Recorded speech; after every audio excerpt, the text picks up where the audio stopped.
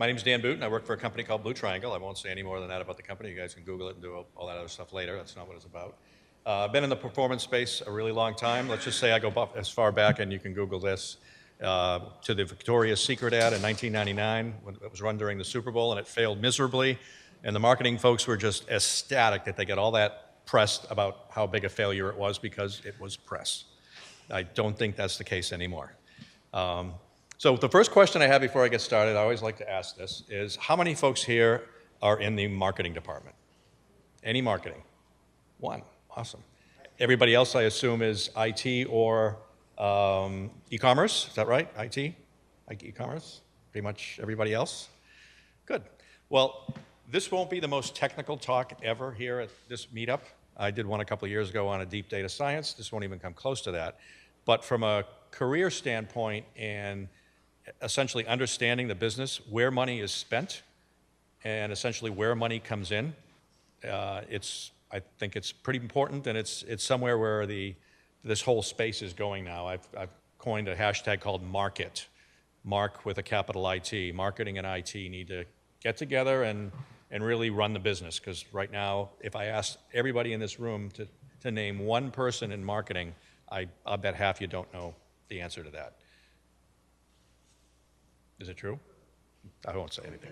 But anyway, I'll get going. Feel free, as I'm talking, if you have a question or something. But I'm going to talk about a number of different things. You'll see some campaign talk from marketing. I'm going to actually talk about some best practices and some use cases, and essentially kind of where the revenue is and what's important these days. And you'll hear some terms that you've heard before. So marketing versus IT. What's the difference? Anybody here watch Mad Men? It was kind of like Breaking Bad. I watched Breaking Bad, I think the last season. I kept getting stopped in the airport and asked for autographs. I'm like, why are you asking me that? So I had to binge watch all 6 seasons, and I went, aha, well, that's not a good thing. But Mad Men I got interested in when we were starting with marketing. It's like Don Draper was like the marketing guru. He was always the guy that was the seat of the pants, and his intuition was always right, and at the end of the show, it's like he's sitting there doing the Coke ad that ends up being just a blockbuster hit. Unfortunately, these days, marketing campaigns can't kind of go by that way anymore.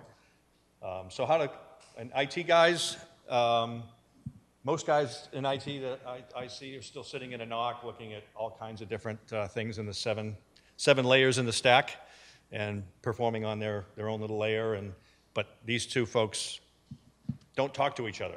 So what I'm here to do, essentially, is to create a new version of Rosetta Stone and help you talk to them, because they need you. And for your career, you need them, because that's where the money is. IT centers typically are cost centers. I mean, how many companies now treat an IT group like a revenue center? How are you MBO? Do you MBO? Typically, it's page performance, page views, that kind of stuff. Are you MBO'd on revenue, campaign performance, or anything business related? I don't see too many that are. They should be married like that, but I'm going to help you kind of jump over to that side and help them, because they need it. So why do you need to translate the word revenue? I hear this a lot. As a matter of fact, if you look at the meetup page, my good friend Phil Tellis and I kind of went back and forth on the word revenue. It's nice to know how much money's coming in, but it's where's it coming from, where it should be coming from, where you're leaving money on the table, and where you're getting, where you're going to spend your time in IT to get the most bang for the buck. So I have a lot of folks in the retail space that I've been working with for a long, long time, and it frustrates me when I see things like layoffs, IT staff cut, or even this one. This one kind of hit home. I won't name who the store is, but it's in their Q1 report that just came out in August, and it's from here in New York. How many e-commerce places do you see that e-commerce is a decrease? 22% decrease in e-commerce. Is that red flag not going off with, everyone else is increasing. Why is this one decreasing? And anybody wants to know who that is privately, I'll tell you, because there's a lot in the report where I'm thinking these guys need a lot of help, but they're here in New York. And then I actually had a SVP of marketing say, hey, I don't care about web performance. This is the actual quote. If we aren't meeting our online revenue goals, they meet it. Their job is to make sure we meet our MBO revenue goals. But they never talk to each other. The website was slow, they'd point the blame, but there was never any, never any reconciliation. And that was a quote that, still troubles me. So IT, how do you balance the two? Obviously, the business really looks at a lot of things like engagement and revenue, but the biggest thing they look at is everyone knows that a lot of the retailers, and I can say financial firms do it as well, media does it. Everybody runs marketing campaigns. When you open up your Sunday paper, all those big things fall out, right, about sales and all that. Those are actually mini holidays. They're mini Cyber Mondays, and they run every week. Retailers, typically the major ones, they'll spend anywhere between $100,000 and $1 million a week on campaigns. That's a lot of money, and it happens every week. They change how they spend it based on the revenue that's coming in, but typically that information is 2 to 3 weeks behind, and it doesn't have any information around what you guys do. You guys are interested in, obviously, performance and things like that, so IT, they want to know, okay, what should I do first? Business, I want to make more money and I want to make it now. So we concentrate on marketing campaigns because the marketing campaigns are things that typically have higher conversion rates than normal traffic. Typical campaigns that I see run that come out of the Sunday paper and end up translating online, they're anywhere from a 10 to 50% conversion rate on those, where normal conversion rates, you guys run sites for your companies, 2%, 6%, 3%, somewhere in there, big difference. So the marketing campaigns bring a lot more revenue every week than just normal, I'm going to go to the landing page and buy something today. So I always say this, performance in isolation is a revenue killer, right? I see a lot of things in the Web Perf community about, I'm going to make this page faster, we're going to get more revenue, we're going to do this, and if we had, DOM ready, DOM complete, all this other stuff, it's like, okay, why? Why? Who cares? Who's one of the businesses actually watching what you're doing? Who are you tied into to tell them that this is what they need to go fix and why? And I don't see that connection. That's what I'm going to talk about today. I'll also say that performance in isolation is a career killer, because when all those headlines are made about people getting laid off, I don't see a lot of marketing cutting 25%. It's IT cuts 25%. You saw something. We're going to outsource all IT to India because we need to cut costs. Well, it's a cost center. I look at cutting expenses and costs. I want to generate revenue, so I can put more money into marketing, more money into brand awareness and business and social media and omni-channel and all that. I'm going to cut IT. Even though they invest in technology, they cut essentially the staff that gets them there. So let's talk about campaigns. What is a campaign? How's it run? There's all kinds of different campaigns. Don Draper, if you watch the show, comes up with all sorts of gimmicks and slogans and all that back then. Very similar kind of thing now, except for it's all sale related and coupons and tying product positioning and product awareness, and one type of product, if a customer buys one and usually they buy these other 2 or 3, they essentially look at the whole data. But one thing about it is when they run campaigns, a lot of the tools were developed back in the 90s. So, the Adobe Site Catalyst, IBM Core Metrics, those were developed in 1996 and 1999 respectively. So they really weren't built for the web, they've evolved. So they're very reporting based and analytics after the fact based. So a lot of companies that run campaigns, they'll run a campaign, somebody will run a report somewhere, and a couple days or a couple of weeks later, somebody will come back and say, here's how it performed. Well, that's all well and good, but I may have run 2 or 3 more before that. So as far as they're concerned, they've kind of already driven off the cliff with Thelma and Louise. They ran their campaign and off the cliff they go, and they don't know they were doing that. And a lot of these folks are MBO'd on campaign revenue performance. Several retailers I'm working with, their MBO is 10% year-over-year online growth, 20% year-over-year online growth, or specific to marketing campaigns and marketing budget. So they won't get their bonuses at the end of the year if they're sitting in the front seat of a Thelma Louise car, because they won't know until it's too late that they're already behind because some campaigns ran bad. You guys, on the other hand, are very, very much into object-level analysis, web perf, front-end, back-end, CSS, JavaScript. You got all this detail and all this stuff that's all great stuff. You write all kinds of, code and get into data science and all that really deep stuff that you talk to each other about, but you don't talk about marketing. So neither one of you are talking the same language. So digital campaign management, what you really want to be able to do is you want to look at campaigns and promotions in real time, right? You want to see how they're performing right now before you drive off the cliff. You want to identify things. There's some things that I can always tell the companies that are very mature in the way they do campaigns versus the ones that aren't. Pick up the Sunday paper. I know it's painful sometimes because the flyers can fall out of a Sunday paper like this thick on some weeks. But the ones I look for the most that I say need the most help is I'll see a coupon and it'll say, good online only. Boy, I'm going to go call on those people right away. They need help because they haven't essentially figured out the whole omni-channel and be able to do the in-store versus online versus the buy online, pick up in store, buy online, have it delivered to home. That's all stuff that's kind of they're still working through. And those are areas where when I see that stuff, it's like there's a company that needs some help with web performance and IT because they haven't quite meshed that together yet. So, but what a lot of the marketing people are looking for is if they have a campaign that's either performing well or not performing well, if they were able to, they don't have the why, right? Why is it not performing well? So I'm going to get into that here in a minute. So this is actually a report. How many of you know what a bounce rate is? Probably everybody. How many know what an exit rate is? Okay, half. Do you know that exit rates are probably more important to marketing than a bounce rate? A bounce rate, as you know, it's like, this goes over better in the Southeast, but it's like Kentucky basketball, one and done. Somebody comes in, they leave. Exit rates are somebody that has actually tried to spend time on your site, but got sidetracked. Maybe they did 1 click, 2 click, 3 click, 4 click, but they left. They didn't buy anything.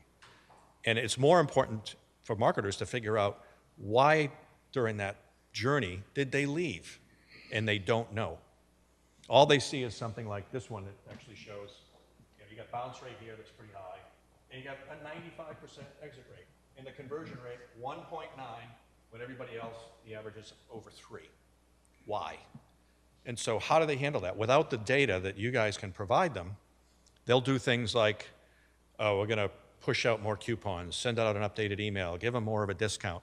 But they're eroding their bottom line and their P&L by doing that. So it would be nice if they could figure out why. So I'm actually going to get into that. So exit rates are really big.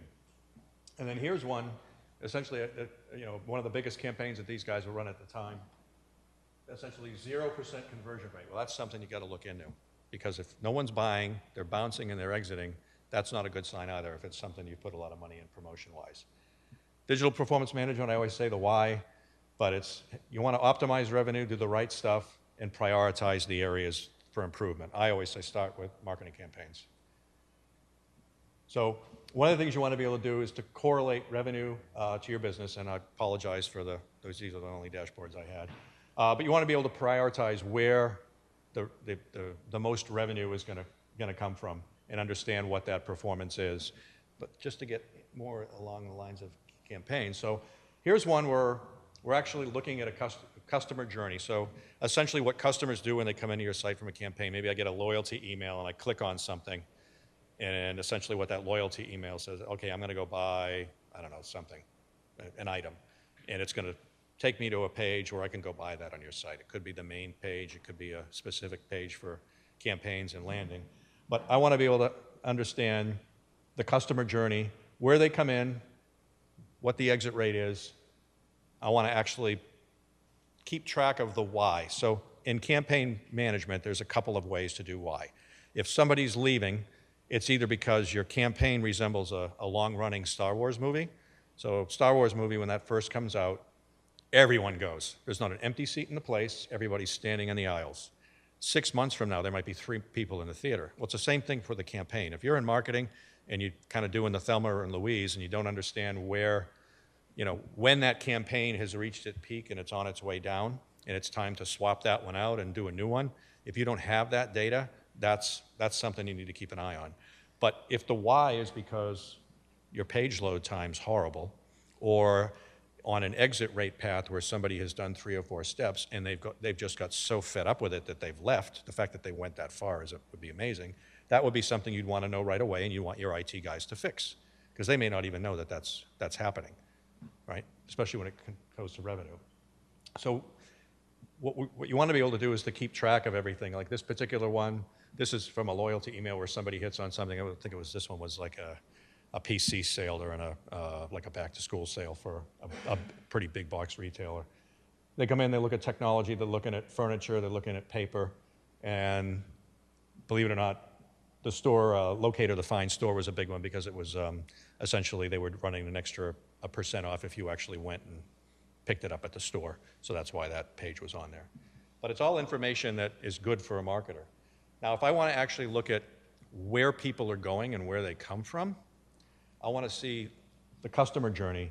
So this is one where from the email, they come in and they go to paper. And for this particular one, anyone that comes in on the paper page, there's 5 places that they went to after this. They went to technology, they went right to the cart, they essentially went to their account and logged in, they did something else on paper and went maybe drilled down into either customer reviews for the paper or something about product reviews of the paper, and then they add the item. And then the next step, they might look at office supplies in this particular. This is actually pages that every customer that went in and hit a site, what they did. And then the last one here on the right is a thank you page, which means those are the people that bought. So if I want to understand what all these numbers are, where I see red, obviously it's not good. But if I'm in marketing, I want to be able to look at this really quick and understand, is this good or is this bad? I don't want to have somebody from IT drill into object level stuff. When I'm ready to grab the IT guy's throat and say, you need to look into this, I want to be able to recognize what that is. So the teaching marketing guys essentially is understanding this high-level journey as it pertains to what they understand, which is marketing. I don't want them understanding DOM ready and all that stuff, because they'll look at you with their eyes glazed over and that'll be the end of it.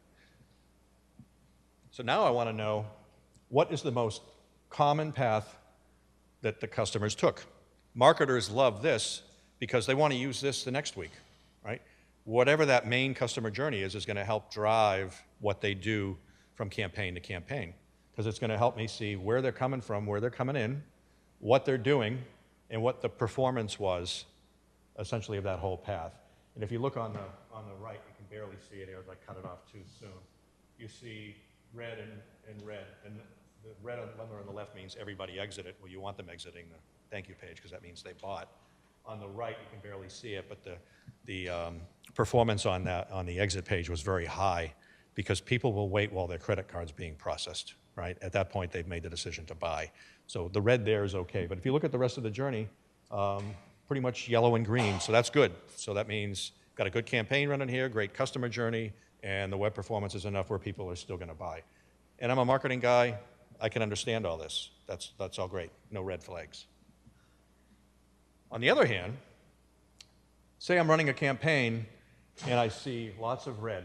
I start here, and I've already got people coming in, they're going essentially right to the cart, so they've already essentially made the decision they're going to buy something. I've got an 11-second page load on the first one. The next part of the journey, I've got anywhere from 9 to almost 10 seconds, and then the next portion is 7.5 to like 13, and then finally, I don't have a single person that was patient through this whole thing that bought anything. Not one. I started with 773 that came in wanting to buy, 9 people that said, you know what, I'm going to stick this out, and not one bought. Well, what does this tell me? Other than the fact that I've got some page performance issues. Not one person converted. Anybody? The payment back end was down. It couldn't process a credit card. So even though the web performance was so bad, the people that did continue the journey, and there weren't a ton of them, nobody bought anything because they weren't able to. They couldn't pay for it.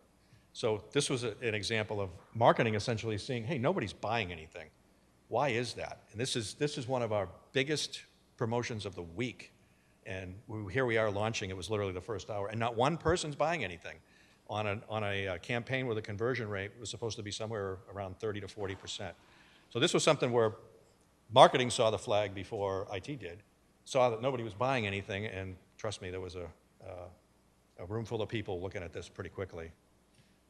But that's an example where essentially a customer journey and marketing metrics can essentially help you with back-end stuff that you might not pick up right away.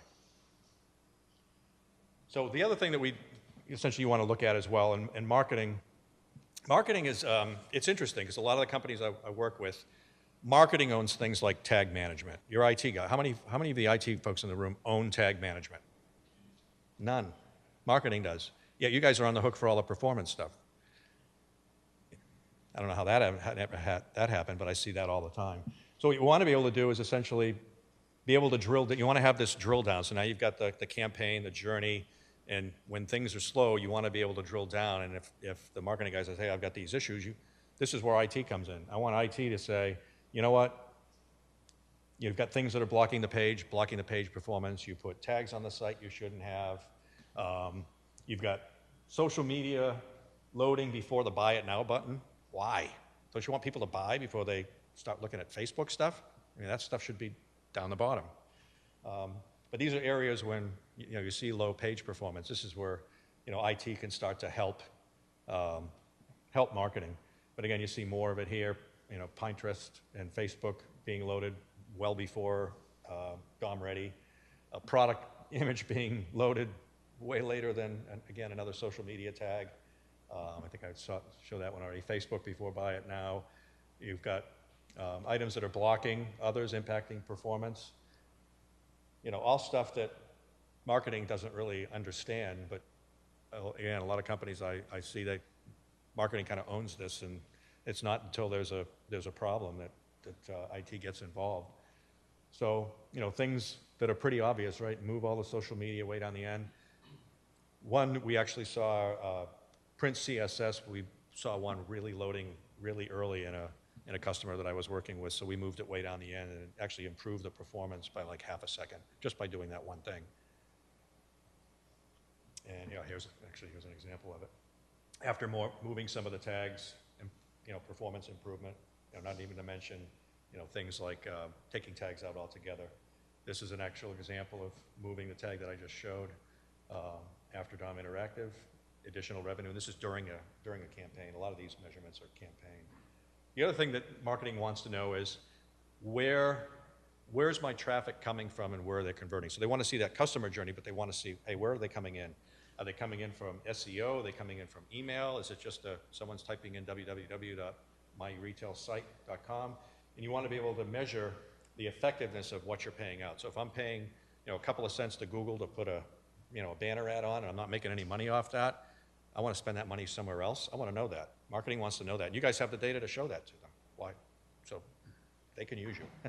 If you have things that are, you're spending little or no money on, and yet that's giving you a lot of revenue that, otherwise, if you spend a little more, maybe they'll get more, then move your revenue over there. This is something that marketing really right now is really, really interested in. So the other thing you want to look at is performance over time. And this is something, in high level, marketing can look at it. The details really meant for IT guys. But if I see something like this, I've got a problem on that particular day. If I see something where I see a lot of red going across from day to day, there's something here on Hotjar.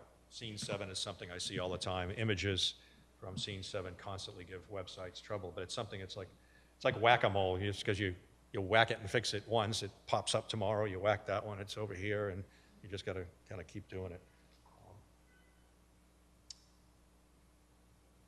So some best practices, how can you help marketing? And this is kind of IT guys on the left, even Steve Carroll, he kind of looks like an IT guy. And of course, Mad Men on the right. So how can you help marketing? So I'm going to give you a couple of examples of how you can help marketing. First thing you need to do is you both need to watch the campaign launches together. You guys can't be in your NOC and they be sitting at their desk hoping that they'll get a report from Hadoop or some other reporting mechanism within a few hours or a couple of days. You really need to be, right next to each other. And this is actually a scene from Mad Men. They were watching the Nixon-Kennedy debates, for anybody that remember that show. Should have had that as a trivia question. So marketing, it's all about use cases. So this is an actual office supply store that I've worked with for a long, long time, still working with.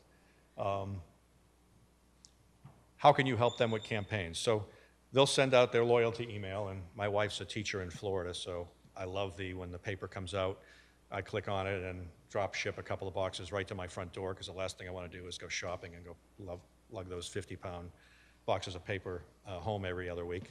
So they'll put out something like this, and I'll get it. I'll get it here on 11 a.m. I think it was a Monday morning. You got case paper.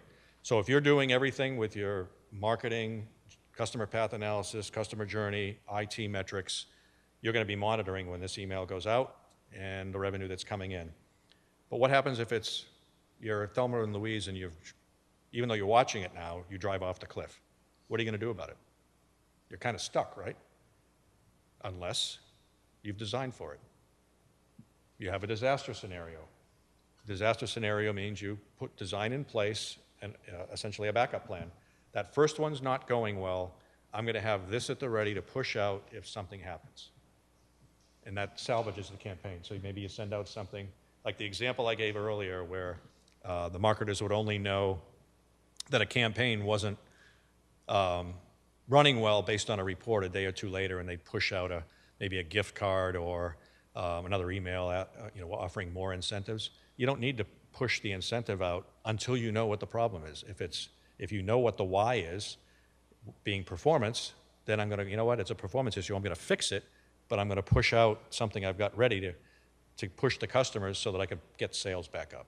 So your involvement is essentially to get involved with the marketing. Marketing has typically, they have their own, a lot of retailers I work with, they have their own development team that all they do is develop campaigns.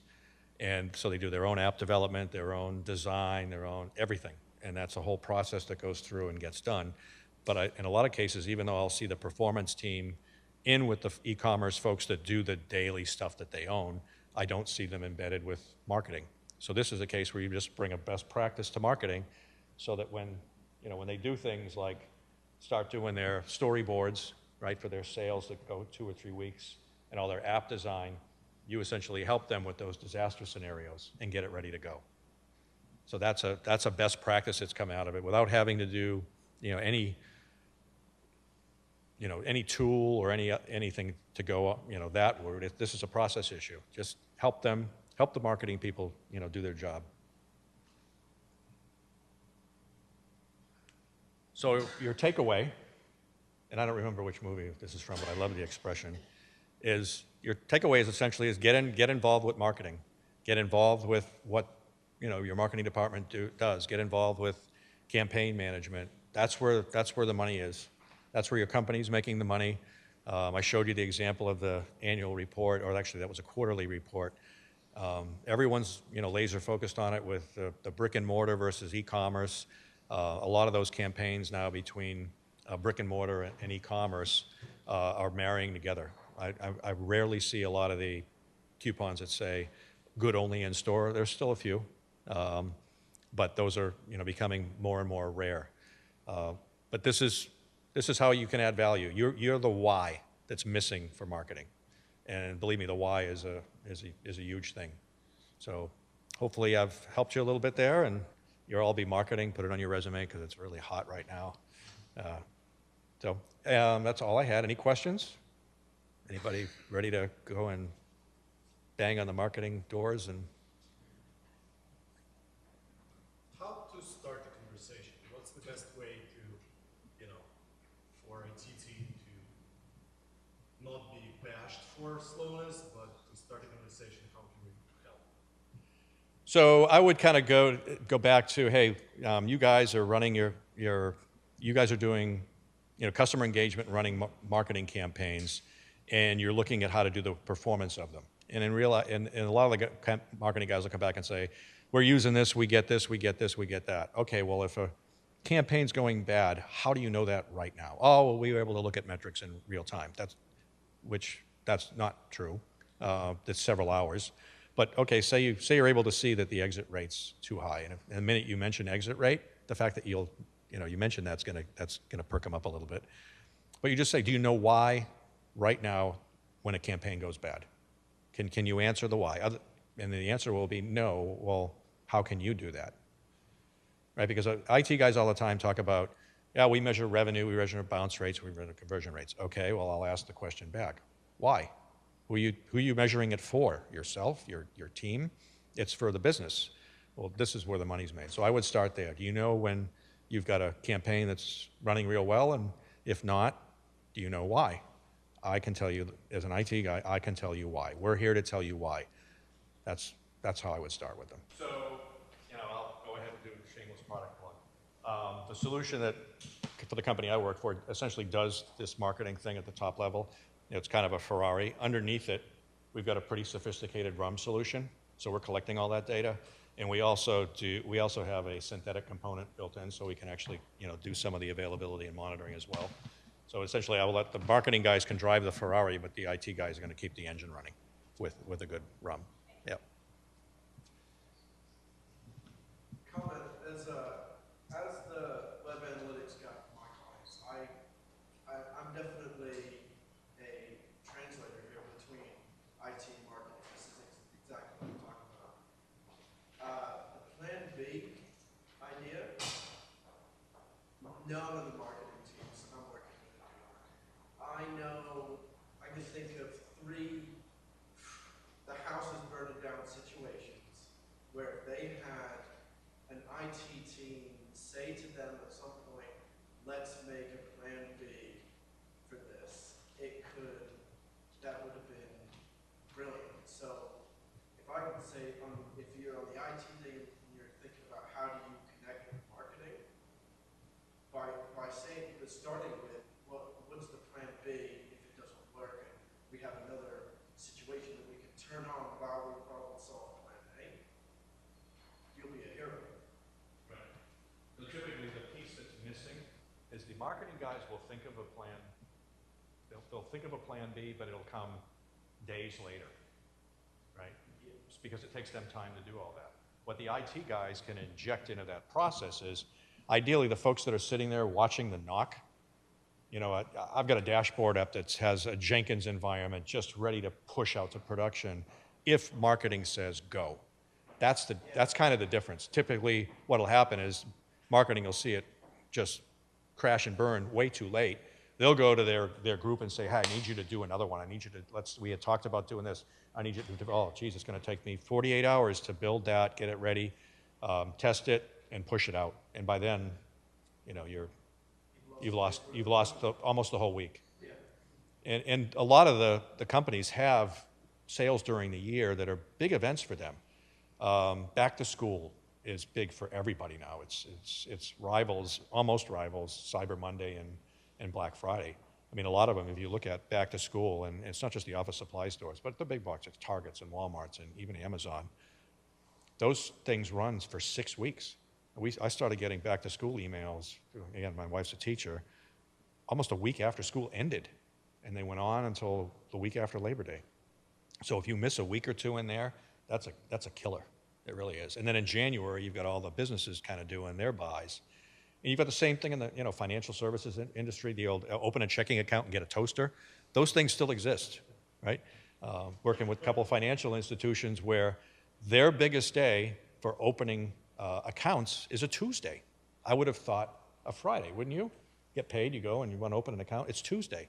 So they offer online all kinds of, you open a checking account, you get credit card with no interest for a year or something like that. But if you go to those sites, they do the same thing. So whatever your business in, if somebody says, well, I don't do marketing, we don't do campaigns. And I actually went into a customer in the IT group, again, I won't say who it was, and I asked them, I said, what are you guys doing around this? Oh, we don't do campaigns. Really?